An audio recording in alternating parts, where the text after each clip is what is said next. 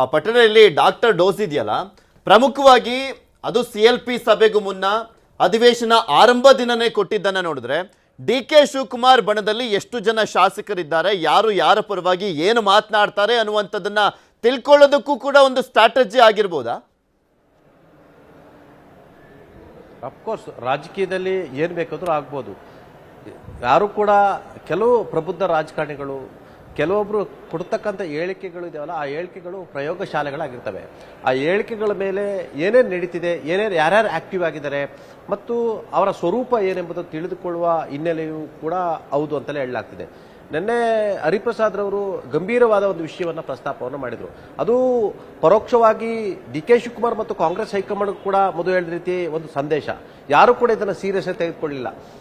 ಮುಂದಿನ ಅಹಿಂದ ನಾಯಕರು ಸತೀಶ್ ಜಾರಕಿಹೊಳಿ ಎಂಬ ಮಾತನ್ನು ಕೂಡ ಒಂದು ಮಾತನ್ನು ಹೇಳಿದರು. ಜೊತೆಗೆ ಮಂಗಳೂರಿನ ನಡೆದಂಥ ಕಾರ್ಯಕ್ರಮ ಕೂಡ ಒಂದು ಮೆಸೇಜ್ ಅನ್ನ ಪಾಸ್ ಮಾಡ್ತು. ಕಾಂಗ್ರೆಸ್ಗೆ ಅಲ್ಪಸಂಖ್ಯಾತರು, ಹಿಂದುಳಿದರು, ದಲಿತರು ಅನಿವಾರ್ಯ ಮತ್ತು ಅವರ ಮತ ಬ್ಯಾಂಕ್ ಇಂದಲೇ ಕಾಂಗ್ರೆಸ್ ಇರ್ತಕ್ಕಂಥದ್ದು ಮತ್ತು ಈ ಅಹಿಂದ ಮತ ಬ್ಯಾಂಕ್ ಇಂದಲೇ ಕಾಂಗ್ರೆಸ್ ಅಧಿಕಾರಕ್ಕೆ ಬರುತ್ತಿರುವಂತದ್ದು ಎಂಬ ಸಂದೇಶವನ್ನ ದೊಡ್ಡ ಮಟ್ಟದ ರವಾನೆಯನ್ನು ಮಾಡಿದರು. ಎಸ್, ಅಫ್ಕೋರ್ಸ್ 2028ರ ಚುನಾವಣೆ ಮತ್ತು 2029ರ ಲೋಕಸಭೆ ಚುನಾವಣೆಗೆ ಸಿದ್ದರಾಮಯ್ಯ ಮತ್ತು DK ಶಿವಕುಮಾರ್ ಮತ್ತು ಇತರ ಎಲ್ಲ ನಾಯಕರು ಒಟ್ಟಾಗಿ ಹೋದ್ರೆ ಮಾತ್ರ ಕಾಂಗ್ರೆಸ್ಗೆ ಮತ್ತೆ ಅಧಿಕಾರ ಬರಲಿಕ್ಕೆ ಸಾಧ್ಯ ಅನ್ನೋದು ಎಲ್ಲ ಸತ್ಯವೂ ಗೊತ್ತು. ಸಿದ್ದರಾಮಯ್ಯನವ್ರಿಗೂ ಇಲ್ಲದೆ ಚುನಾವಣೆ ಮಾಡೋದು ಕಷ್ಟ ಅನ್ನೋದು DK ಶಿವಕುಮಾರ್ಗೆ ಆ ಸತ್ಯ ಗೊತ್ತು ಮತ್ತು ಎಲ್ಲರೂ ಇಲ್ಲದೆ ನಾನೊಬ್ಬನೇ ಕೇವಲ ಸಂಘಟನೆ ಹೆಸರಲ್ಲಿ ಮಾಡಲಿಕ್ಕೆ ಕಷ್ಟ ಅನ್ನೋ ಸತ್ಯವೂ ಕೂಡ ಗೊತ್ತು. ಹಾಗಾಗಿ ಇಲ್ಲಿ ಅಹಿಂದ ನಾಯಕತ್ವದ ಹೊಸ ಒಂದು ಪ್ರಶ್ನೆ ಹುಟ್ಟಾಕಿರ್ತಕ್ಕಂಥದ್ದು. ನಿಮಗೆ ಗೊತ್ತಿರಲಿ, ನಿನ್ನೆ ಹರಿಪ್ರಸಾದ್ ರವರು ಮುಂದಿನ ಅಹಿಂದ ನಾಯಕ ಸತೀಶ್ ಜಾರಕಿಹೊಳಿ ಅಂತೇಳಿ ಒಂದು ಹೇಳಿಕೆಯನ್ನು ಕೊಟ್ಟರು. ಆ ಹೇಳಿಕೆಗೆ ಸಿಡ್ದಂತವರು ಯಾರು ಅಲ್ಲ, ಅದು ಬೈರ್ತಿ ಸುರೇಶ್. ಎಲ್ಲ ಒಂದ್ ಕಡೆ ಬೈರ್ತಿ ಸುರೇಶ್ ಅವರಿಗೆ ಅವರ ಸಮುದಾಯದವರು ಎಷ್ಟು ಮಟ್ಟಿಗೆ ಒಪ್ತಾರೋ ಬಿಡ್ತಾರೋ ಗೊತ್ತಿಲ್ಲ. ಆದ್ರೆ ಮುಖ್ಯಮಂತ್ರಿ ಸಿದ್ದರಾಮಯ್ಯ ಇದ್ದಾರೆ, ಅಹಿಂದ ನಾಯಕ ಅಂತೇಳಿ ಸತೀಶ್ ಜಾರಕಿಹೊಳಿಯನ್ನ ಬಿಂಬಿಸ್ತಿದ್ದಾರೆ. ನನ್ನ ಪರಿಸ್ಥಿತಿ ಏನನ್ನ ಕಾರಣಕ್ಕಾಗಿ ಸಿದ್ದರಾಮಯ್ಯರು ಇನ್ನೂ ಇದ್ದಾರೆ ಅಂತ ಹೇಳಿರ್ತಕ್ಕಂಥದ್ದು ಮತ್ತು ಅಹಿಂದ ನಾಯಕ ಸತೀಶ್ ಜಾರಕಿಹೊಳಿ ಅದನ್ನ ಲೀಡ್ ಮಾಡಬೇಕಂತ ಹೇಳಿದವರು ಬೇರೆ ಯಾರು ಅಲ್ಲ, ಸಿದ್ದರಾಮಯ್ಯನವರ ಮಗ ಯತೀಂದ್ರ ಸಿದ್ದರಾಮಯ್ಯನವರು. ಒಂದು ಚರ್ಚೆ ಕೂಡ ಇದರಲ್ಲಿ ಆಯ್ತು. ಅಹಿಂದ ನಾಯಕತ್ವದಲ್ಲಿ ಎಲ್ಲ ಒಂದ್ ಕಡೆ BK ಹರಿಪ್ರಸಾದ್ಗೂ ಕೂಡ ಆ ಶಕ್ತಿ ಇದೆ, ಅಹಿಂದ ನಾಯಕತ್ವವನ್ನು ವಹಿಸಿಕೊಳ್ತಕ್ಕಂಥ ತಾಕತ್ತಿದೆ. BK ಹರಿಪ್ರಸಾದ್ ಕೂಡ ಹಿರಿಯ ನಾಯಕರಿದ್ದಾರೆ, ಸಣ್ಣ ಸಣ್ಣ ಸಮುದಾಯಗಳನ್ನ ಒಗ್ಗೂಡಿಸುವ ಶಕ್ತಿ ಇದೆ ಅನ್ನೋ ಒಂದು ಚರ್ಚೆ ಕೂಡ ಆರಂಭ ಆಗಿರ್ತಕ್ಕಂಥದ್ದು. ಈಗ ರಾಜ್ಯದಲ್ಲಿ ಸಿದ್ದರಾಮಯ್ಯ ಅಹಿಂದ ನಾಯಕ ಇದ್ದಾರೆ, ನಂತರದ ಸ್ತರಗಳಲ್ಲಿ ಬರ್ತಕ್ಕಂಥವ್ರು ಯಾರು ಎಂಬ ಚರ್ಚೆ ಆಗ್ತಿರ್ತಕ್ಕಂಥ ಅದರಲ್ಲಿ ಪ್ರಮುಖವಾಗಿ ಸತೀಶ್ ಜಾರಕಿಹೊಳಿ ಹೆಸರು ಮುನ್ನೆಲೆಗೆ ಬಂದಿರತಕ್ಕಂಥದ್ದು. ಇದೀಗ BK ಹರಿಪ್ರಸಾದ್ ಹೆಸರು ಕೂಡ ಮುನ್ನೆಲೆಗೆ ಬರ್ತಿರ್ತಕ್ಕಂಥದ್ದು.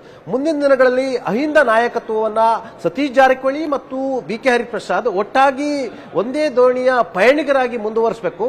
ಆ ಅಹಿಂದ ನಾಯಕತ್ವದ ಮುಖಾಂತರ ಕಾಂಗ್ರೆಸ್ ಅನ್ನ ಗಟ್ಟಿಗೊಳಿಸಬೇಕು, ಕಾಂಗ್ರೆಸ್ ಗಟ್ಟಿಗೊಳಿಸುವ ಜೊತೆಗೆ ತಮ್ಮ ನಾಯಕತ್ವವನ್ನು ಕೂಡ ಗಟ್ಟಿ ಮಾಡಿಕೊಳ್ಬೇಕೆಂಬುದು ಇಲ್ಲಿ ಪ್ರಮುಖವಾಗಿ ನಡೀತಿರ್ತಕ್ಕಂಥ ಅಹಿಂದದ ಒಳಗಿನ ನಾಯಕತ್ವದ ಒಂದು ಸ್ಟ್ರಾಟಜಿ ಅಂತ ಕೂಡ ಹೇಳ್ತಿರ್ತಕ್ಕಂಥದ್ದು. BK ಹರಿಪ್ರಸಾದ್ ಅಂತವರು ಸುಮಾರು 20 ರಾಜ್ಯಗಳಿಗೆ ಅವರು ಇನ್ಚಾರ್ಜ್ ಆಗಿದ್ರು ಮತ್ತು ಅವರು ರಾಜೀವ್ ಗಾಂಧಿ ಕಾಲದಿಂದಲೂ ಕೂಡ ರಾಜಕಾರಣ ನೋಡ್ಕೊಂಡು ಬಂದವರು. ಇವತ್ತು ಕೂಡ ಸೋನಿಯಾ ಗಾಂಧಿ ಅವರಿಗೆ ಅವರು ನಿಷ್ಠ ಕಾಂಗ್ರೆಸ್ ನಾಯಕ ಆಗಿರ್ತಕ್ಕಂಥದ್ದು. ಇದೇ ಕಾರಣಕ್ಕಾಗಿ BK ಹರಿಪ್ರಸಾದ್ ಅವರು ನಂಬಿ 20 ರಾಜ್ಯಗಳು, ಅದು ಗುಜರಾತ್ ಅಲ್ಲಿ ಅವರು ಕೆಲಸವನ್ನ ಮಾಡಿದ್ದಾರೆ. ಈಗ ಹರಿಯಾಣದ ಇನ್ಚಾರ್ಜ್ ಆಗಿರ್ತಕ್ಕಂಥದ್ದು. ಕಾಂಗ್ರೆಸ್ನ ಸಿದ್ಧಾಂತದ ವಿಚಾರದಲ್ಲಿ ಯಾವತ್ತೂ ಕೂಡ BK ಹರಿಪ್ರಸಾದ್ ರಾಜಿಯನ್ನ ಮಾಡಿಕೊಂಡಿಲ್ಲ. ಹಾಗಾಗಿ BK ಹರಿಪ್ರಸಾದ್ ಅಂತವರು ಸಿದ್ದರಾಮಯ್ಯ ಪರವಾಗಿ ಬೆನ್ನಿಗೆ ನಿಲ್ಲಕ್ಕೆ ಕೂಡ ಇದೇ ಕಾರಣ. ಯಾಕಂತ ಹೇಳಿದ್ರೆ ಭವಿಷ್ಯದಲ್ಲಿ ಅಹಿಂದ ಒಗ್ಗೂಡಿದ್ರೆ ಇದು ಆ ಮುಖಾಂತರ ನನ್ನ ರಾಜ್ಯದ ರಾಷ್ಟ್ರೀಯ ರಾಜಕಾರಣ ಕೂಡ ಎಲ್ಲೊಂದ್ ಕಡೆ ಇದು ಅನುಕೂಲ ಆಗುತ್ತೆ ಎಂಬ ಲೆಕ್ಕಾಚಾರ ಕೂಡ ಇರ್ತಕ್ಕಂಥದ್ದು. ಸದ್ಯದ ಮಟ್ಟಿಗೆ ಯತೀಂದ್ರ ಅವರ ಹೇಳಿಕೆ ಬಹುಶಃ ನಿನ್ನೆಯ CLPಯಲ್ಲಿ ದೊಡ್ಡ ಮಟ್ಟದ ಸುದ್ದಿ ಮಾಡುತ್ತೆ.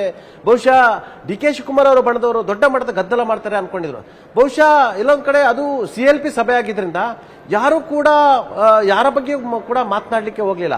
ಆ ಮುಖಾಂತರ ಎಲ್ಲೊಂದ್ ಕಡೆ ಶಾಸಕರು ಕೂಡ ಎಚ್ಚರಿಕೆ ಹೆಜ್ಜೆನೆ ಇಟ್ಟಿರ್ತಕ್ಕಂಥದ್ದು. ಯಾಕಂತ ಹೇಳಿದ್ರೆ ನಿಮಗೆ ಒಂದ್ ಸೈಡೆಡ್ DK ಶಿವಕುಮಾರ್ ಅಂದ್ರೂ ಕೂಡ, ಆದ್ರೆ ಅವರ ಕ್ಷೇತ್ರದಲ್ಲಿ ಇರ್ತಕ್ಕಂಥ ಅಹಿಂದ ಮತಗಳು ಎಲ್ಲೊಂದ್ ಕಡೆ ಚೆದರಿ ಹೋದ್ರೆ ತಾವು ಗೆಲ್ಲಲಿಕ್ಕೆ ಸಾಧ್ಯ ಇಲ್ಲ ಎಂಬ ಸಂದೇಶ ಕೂಡ ಇರ್ತಕ್ಕಂಥದ್ದು. ನಿಮಗೆ ಗೊತ್ತಿರಲಿ, ಚಲುವರಾಯಸ್ವಾಮಿ ಅವರು ಕಳೆದ ಚುನಾವಣೆಯಲ್ಲಿ ಗೆದ್ದಿದ್ದು ಕೆಲವೇ ಸಾವಿರ ಮತಗಳ ಅಂತರದಲ್ಲಿ. ಆದ್ರೆ ಅವತ್ತು ಅವ್ರನ್ನ ಕೈ ಹಿಡಿದಿದ್ದು ಅಲ್ಲಿರ್ತಕ್ಕಂಥ ಕುರುಬ ಸಮುದಾಯದವರು ಮತ್ತು ದಲಿತ ಸಮುದಾಯದವರು, ಅಲ್ಪಸಂಖ್ಯಾತ ಸಮುದಾಯದವರು. ಆದ್ರೆ ಅದೇ ಚಲುವರಾಯಸ್ವಾಮಿ ಇವತ್ತು DK ಶಿವಕುಮಾರ್ ಪರವಾಗಿ ನಿಂತಿದ್ರು ಕೂಡ ಅವರಿಗೆ ಆತಂಕ ಕೂಡ ಎದುರಾಗಿರ್ತಕ್ಕಂಥದ್ದು. ಎಲ್ಲ ಒಂದ್ ಕಡೆ ಅದು JDSಗೆ ಮುಂದೆ ಹೊರವಾಗಬಹುದು ಎಂಬ ಲೆಕ್ಕಾಚಾರಗಳು ಆಗ್ತಿರ್ತಕ್ಕಂಥದ್ದು. ಹಾಗಾಗಿ ಇಂಥ ಸಂದರ್ಭದಲ್ಲಿ ಬೆರಳೆಣಿಕೆ ಶಾಸಕರು ಬಿಟ್ರೆ ಅದು ಮಾಗಡಿ ಬಾಲಕೃಷ್ಣ, ಇಕ್ಬಾಲ್ ಹುಸೇನ್, ಶಿವಗಂಗಾ, ಈ ತರ 4 ರಿಂದ 5 ಶಾಸಕರು ಬಿಟ್ರೆ ಯಾರು ಹೆಚ್ಚು ಮಾತನಾಡಕ್ಕೂ ಕೂಡ ಯೋಚನೆಯನ್ನ ಮಾಡ್ತಿದ್ದಾರೆ.